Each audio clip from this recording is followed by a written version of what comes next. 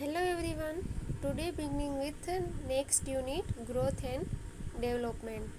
Means જે baby છે બરાબર એનો બર્થ થાય પછી એ શું થતું હોય એનો જે આપણે growth means proper Gujarati words કહીએ તો વૃદ્ધિ એન્ડ ડેવલપમેન્ટ મીન્સ વિકાસ બરાબર. એટલે કે જ્યારે બેબીનો બર્થ થાય તે પછીથી એનું કન્ટિન્યુઅસ એનું ગ્રોથ અને ડેવલપમેન્ટ થતું હોય છે. જે ગ્રોથ છે એ અમુક એજ પછી અટકી જતું હોય પણ જે ડેવલપમેન્ટ છે એ આપણે કન્ટિન્યુઅસ લાઈફ ટાઈમ હોય છે. હવે આફ્ટર બર્થ પછી જે તે એના જે ફિઝિકલ સ્ટ્રક્ચરમાં જે ચેન્જીસ થશે એને આપણે શેમાં ઇન્ક્લુડ કરશું? ગ્રોથમાં. એન્ડ જે મેન્ટલી સાયકોલોજીકલી એમાં જે તે ચેન્જીસ થાય એને આપણે ઇન્ક્લુડ કરશું ડેવલપમેન્ટમાં. આપણે બેબીનું જે તે નોર્મલ ગ્રોથ અને ડેવલપમેન્ટ એની એજ પ્રમાણે ખ્યાલ હશે બરાબર, તો જ આપણે એની જે તે આપણે અસેસમેન્ટને કરીશું તો એના થ્રુ આપણે ખ્યાલ આવશે કે એની એજ પ્રમાણે ગ્રોથ કે નથી થયો તો બેબીને કંઈક પ્રોબ્લેમ હોઈ શકે. એટલા માટે આપણે સ્ટડીમાં ગ્રોથ અને ડેવલપમેન્ટ ઇન્ક્લુડ કરીએ છીએ. અકોર્ડિંગ ટુ ચાઇલ્ડની એજ એનું જે તે ગ્રોથ બરાબર થવું જોઈએ અને ડેવલપમેન્ટ થવું જોઈએ એ આપણે આ યુનિટમાં જોઈશું. તો ફર્સ્ટ ઓફ ઓલ આપણે જોઈએ એની definition. So what is growth? It is the process of physical maturation resulting an increase in the size of the body and various organs. Means એ શું કહેવા માંગે છે? એક ફિઝિકલ મેચ્યુરેશનની પ્રોસેસ છે બરાબર, કે જેની અંદર શું થાય છે કે જે આપણા બોડી છે, બોડીની અંદર જે તે ઓર્ગન્સ છે બરાબર, એના જે તે સેલ છે કે બરાબર એને સાઇઝમાં શું થશે? વધારો થશે. આને આપણે શું કહીશું? ગ્રોથ બરાબર. It occurs by multiplication of cells and an increase in a intracellular substance. It is a quantitative changes of the body. Means શેના દ્વારા થશે? તો જે આપણી બોડીની અંદર સેલ હોય છે એનું શું થશે? મલ્ટિપ્લિકેશન બરાબર. અને જે તે એની સાઇઝમાં વધારો થશે અને એની અંદર જે ઇન્ટ્રાસેલ્યુલર સબસ્ટન્સ છે એનું પ્રમાણ વધશે. એના લીધે આ જે તે ઓર્ગન્સ અને બોડીની સાઇઝમાં વધારો થશે અને ઓવરઓલ આપણે ફિઝિકલ ગ્રોથ જોવા મળે. અને આ છે એ શું કહેવાય? ક્વોન્ટિટેટિવ ચેન્જીસ બરાબર. મીન્સ કે એની ક્વોન્ટિટીમાં વધારો કે ઘટાડો કેવું થતું હોય એટલે ક્વોન્ટિટી ચેન્જીસ છે ગ્રોથ બરાબર. તો આ એની પ્રોપર ડેફિનેશન છે બરાબર. 2 માર્ક્સમાં તમને એક્ઝામમાં પૂછાઈ શકે અને આખો ક્વેશ્ચન જે તે ગ્રોથ અને પ્રિન્સિપલ ને જે ફેક્ટરને આવશે એ મોટા ક્વેશ્ચનમાં પણ પૂછાઈ શકે એટલે યાદ રાખવું. Then next, development. What is development? It is the process of functional and physiological maturation of the individual. Means હવે ડેવલપમેન્ટને આપણે શું ઇન્ક્લુડ કરશું? તો કે જે બોડીની અંદર જે તે ફંક્શનમાં અથવા તો જે એના ફિઝિયોલોજીકલ મેચ્યુરેશન જોવા મળે એને આપણે શું કહીશું? Development. It is a progressive increase in a skill and capacity two function. એટલે કે જે તે બોડીનું ફંક્શનને છે એમાં શું થશે? એની જે તે સ્કિલ અને કેપેસિટીમાં વધારો થતો હોય. It is related to maturation and myelination of the nervous system. શેના સાથે જોડાયેલ છે? તો કે બેબીના મેચ્યુરેશન સાથે બરાબર. અને જે તે નર્વસ સિસ્ટમ છે એમાં માઇલિનેશન જે થાય એના સાથે. It includes psychological, emotional and social changes. It is qualitative aspect. આમાં શું થશે કે સાયકોલોજીકલ જે ઇમોશનલ ને સોશિયલ ચેન્જીસ ને એ બધું ઇન્ક્લુડ કરવામાં આવે. અને આ જે ચેન્જીસ હશે એ કેવું હશે? ક્વોલિટેટિવ બરાબર. એક ક્વોલિટી હોય. ગ્રોથ છે એ ક્વોન્ટિટી મીન્સ જથ્થો બરાબર. જે તે સેલ હશે એ ઇન્ક્રીઝ થશે, બેબીનું વેઇટ છે એ વધશે, સંખ્યામાં આપણે એને ગણી શકીએ. જ્યારે ડેવલપમેન્ટ છે એ શું છે? ક્વોલિટેટિવ. એટલે એની ક્વોલિટીમાં સુધારો થશે બરાબર. એટલે પેલે બાળક શું હોય કે કંઈ બોલતું ના હોય, ધીરે ધીરે એ બોલતા શીખે. પેલે એક વર્ડ બોલે, પછી શબ્દ બોલે, પછી આખું વાક્ય બોલે, બરાબર સરસ, પછી એને આખી લેંગ્વેજ આવડી જાય. એટલે એ ક્વોલિટીમાં ઇન્ક્લુડ થશે. તો એ શું થયું? Development. Okay. Than next point, principal of growth and development. બરાબર, પ્રિન્સિપલ અને કેરેક્ટરિસ્ટિક બંને કહેવાશે કે આ ગ્રોથ અને ડેવલપમેન્ટ છે એ કેવી રીતના જોવા મળશે બેબીમાં. બરાબર, તો first, growth and development is a continuous and orderly process with individual difference and is a unique to each child. એટલે શું કહેવા માંગે છે કે બેબીમાં જે તે વૃદ્ધિ અને વિકાસ, બરાબર, મીન્સ ગ્રોથ અને ડેવલપમેન્ટ છે એ કન્ટિન્યુઅસ છે. એટલે કે એવું નહીં કે થોડા ટાઈમ પૂરતું સ્ટોપ થઈ ગયું, કે બાળકમાં એ કન્ટિન્યુ જોવા મળશે.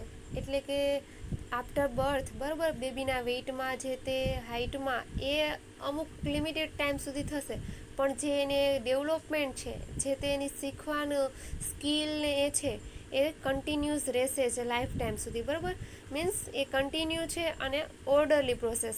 ઓર્ડરલી મીન્સ શું કહેવા માંગે છે કે બેબી છે એ શું હોય કે પહેલે બેસતા શીખે, પછી ઊભું રહેતા શીખે અને પછી ચાલતા શીખે. બરાબર, મીન્સ એક ઓર્ડરમાં થતી પ્રોસેસ છે. મે બી બની શકે કે દરેક ઇન્ડિવિજ્યુઅલમાં એમાં દરેક ચાઇલ્ડમાં થોડો થોડો ડિફરન્સ હોય, બરાબર, પણ જે તે પ્રોસેસ થાય એ હશે તો કેવી કે કન્ટિન્યુઅસ અને ઓર્ડર વાઇઝ, કે જે બધા બેબી કોમન, બરાબર, પહેલે બેસતા જ શીખે, પછી ઊભું રહેતા શીખે અને પછી ચાલતા શીખે. એ રીતે it process by stages and its sequence is predictable and same in all children, but there may be difference in the time of achievement. એટલે શું કહેવા માંગે છે કે આના સ્ટેજ અલગ છે, બરાબર, અને જે તે સિક્વન્સ છે એ બધા જ ચિલ્ડ્રનમાં સેમ હશે. હમણાં જ મેં કહ્યું એમ કે દરેક બાળક હશે એ શું હોય, પહેલાં બેસતા શીખે, પછી ઊભું રહેતા શીખે, પછી ધીરે ધીરે ચાલતા શીખશે, પછી દોડતા શીખે, પછી સાયકલ ચલાવતા શીખે. બરાબર, બધા ચિલ્ડ્રન સેમ જ સ્ટેજમાંથી અને સિક્વન્સમાંથી નીકળે, પણ એનું જે તે અચીવમેન્ટનો ટાઈમ છે એ કદાચ ડિફરન્સ હોઈ શકે. એટલે કે અમુક બાળક છે એ જલ્દી બેસતા શીખી જતું હોય, ઊભું રહેતા શીખતું હોય, અથવા તો મે બી જલ્દી ચાલતા શીખે. સેમ એજનું બાળક અથવા તો, બરાબર, બીજું બાળક છે એને એ ચાલતા કે બેસતા કે થોડો ટાઈમ લાગે. એટલે જે એનો અચીવમેન્ટનો ટાઈમ છે એ ડિફરન્સ હોઈ શકે, પણ જે તે એને જે સિક્વન્સ છે એ સેમ હોય. There is coordination between increase in size and maturation. એટલે કે બંને વચ્ચે જે સાઇઝ, જેમ બાળકની જે સાઇઝ વધે, બરાબર, હાઇટ કે વેઇટ કે છે, જેમ એમ વધારો થશે એમ એના મેચ્યુરેશન, બંને એકબીજા સાથે ઇન્ટર રિલેટેડ છે, બંનેનું કોઓર્ડિનેશન હોય. બરાબર, એ પ્રમાણે જેનું જેમ ગ્રોથ થશે એ પ્રમાણે એનું ડેવલપમેન્ટ જોવા મળે. Then they process in cephalocaudal and proximo distal direction. Means cephalocaudal એટલે કે પગથી માથા તરફ, and proximo distal means proxy means near, body to near, બરાબર, એન્ડ ડિસ્ટલ મીન્સ દૂર, એટલે નજીકથી દૂર તરફ. એ હમણાં આપણે ડિટેલ જોઈએ થોડી. Initial mass activities and movement are replaced by specific response or action by the complex process of individualized changes. એટલે કે જે એક્ટિવિટી કોઈ છે, બરાબર, પહેલે બાળક છે, નાનું બાળક, એ જે ગમે એમ એની જે તે મૂવમેન્ટ્સને કરતું હોય, પછી એ રિપ્લેસ થાય સ્પેસિફિક રિસ્પોન્સ દ્વારા. બરાબર, પહેલે શું હોય, નાનું બાળક એમનેમ જ સૂતું હોય તો એ પગને મૂવમેન્ટને એવું કરતું હોય, આમ કિકને એવું મારતું હોય, પછી જેમ જેમ મોટું થાય એમ શું હોય, એ શીખતું હોય કે બોલ સાથે રમતા, બોલને કિક મારતા ને એવું શીખે. બરાબર, એટલે જનરલ ટુ સ્પેસિફિક. 3 પોઈન્ટ ખાસ યાદ રાખવાના: cephalocaudal direction, proximo distal direction and general to specific. Means cephalocaudal direction એટલે અહીંયા આપણે પિક્ચરમાં મેં જેમ બતાવ્યું છે કે બેબી છે એ હેડથી લેગ તરફ, બરાબર. The process of cephalocaudal direction from head down to tail. This means that improvement in a structure and function come first in the head region, then in trunk and last in the leg region. હવે આમાં હું તમને એક example આપું કે બાળક છે પહેલે શું કરશે કે હાથના એના જે તે ફંક્શનને છે ને એ ડેવલપ થશે, બરાબર. પહેલે તો હેડનું થાય, પછી હાથમાં. એટલે બાળક છે એ શું કરે, પહેલાં કોઈ પણ વસ્તુ પકડતાને જલ્દી શીખી લેશે, બરાબર. કે હાથની જે તે મુવમેન્ટ છે, આપણે હાથમાં એને કંઈ પણ વસ્તુ આપીએ તો એ પકડતા શીખે. પછી છે લેગ, બરાબર. લેગનું ડેવલપમેન્ટ એના પછી જોવા મળે. મીન્સ કે બેબી છે એ ચાલતા એના પછી શીખે છે, બરાબર. એટલે એક સેફેલોકેડ્યુલ હેડથી લઈ અને લેગ તરફ એનું જે તે ડેવલપમેન્ટને જે છે, બરાબર, એ પ્રમાણે જોવા મળતું હોય. સેકન્ડ છે પ્રોક્ઝિમોડિસ્ટલ ડાયરેક્શન. મીન્સ બોડીની જે નજીકથી ડિસ્ટલ તરફ, જેમ પિક્ચરમાં છે, બરાબર. The process in a proximodistal from center or midline to peripherally direction. Development proceed from near to far outward from central axis of the body toward the extremities. હવે અહીંયા શું આપણે કહી શકીએ કે જે બેબીનું સ્પાઇનલ કોર્ડ છે અથવા તો સેન્ટ્રલ નર્વસ સિસ્ટમ છે એ પહેલે એક્ટિવ હશે, પછી જે તે એના પેરિફેરલ નર્વ્સ છે, એટલે મીન્સ કે એક્સ્ટ્રીમિટીઝને એનું ડેવલપમેન્ટ એના પછી જોવા મળે. Okay. Then general to specific. Means children use their cognitive and language skill to reason and solve problems. General to specific. પહેલે બાળક હોય એ જનરલ વસ્તુ શીખતું હોય, પછી એને પર્ટિક્યુલરલી સ્પેસિફિક પોઈન્ટ શીખવાડવામાં આવે. મીન્સ લેંગ્વેજ જોઈ લઈએ, બરાબર, અથવા તો બીજી કોઈ વસ્તુ છે, પહેલે એમને આપણે જનરલ વસ્તુ શીખવીએ, પછી એને સ્પેસિફિક.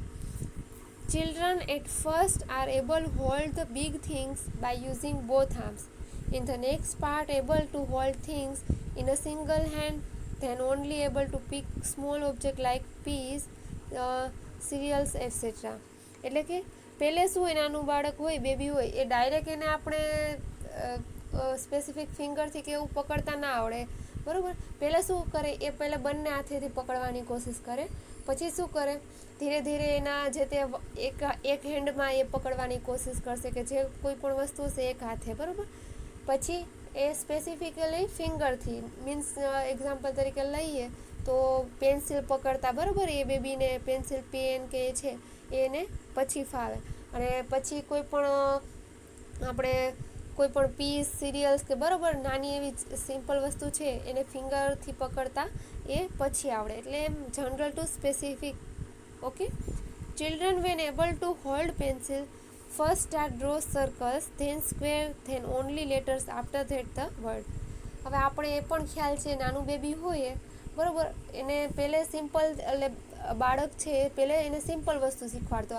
આપણે એને પેન્સિલ આપીએ હાથમાં, બરાબર, તો એ પહેલે આ બેબી શું કરે કે આ આડાવરા લાઇન્સ ને એવું ડ્રો કરશે, અથવા તો સર્કલ બનાવશે, સ્ક્વેર બનાવશે. પછી એને આપણે આલ્ફાબેટ્સ ને, બરાબર, ક, ખ, ગ ને એવું શીખવતા હોઈએ. That means general to specific. Okay. Then development process from general to specific response. અહીંયા આપણે બેબીનું જે છે, બરાબર, કે પેલું બેબી છે એ ખાલી પકડતા શીખે, પછી એ સ્પેસિફિક આલ્ફાબેટ એ, બી, એ શીખે, બરાબર. એટલે એ થયું general to specific. Rate of growth and development is interrelated and rapid in infancy and puberty, but slow in a preschool and school age. એટલે જે આ ગ્રોથ અને ડેવલપમેન્ટ થશે એ શરૂઆતનો જે પીરિયડ હશે, ઇન્ફન્સી પીરિયડ, બરાબર, means up to 1 year of age, ત્યારે એ રેપિડ જોવા મળશે. મીન્સ કે ફાસ્ટ જોવા મળે, જે તે ચેન્જીસ હશે તો આપણે જલ્દી થતા જોવા મળશે. અને બીજું પ્યુબર્ટી દરમિયાન, મીન્સ 11-12 યરની એજ હોય એ દરમિયાન, એટલે કે જ્યારે ગર્લ્સ કે મેલ, બરાબર, ગર્લ્સ કે બોય છે ત્યારે મેચ્યોર થતા હોય, એના જે તે ફિઝિકલ કેરેક્ટરિસ્ટિક છે એ ડેવલપ થાય એ દરમિયાન.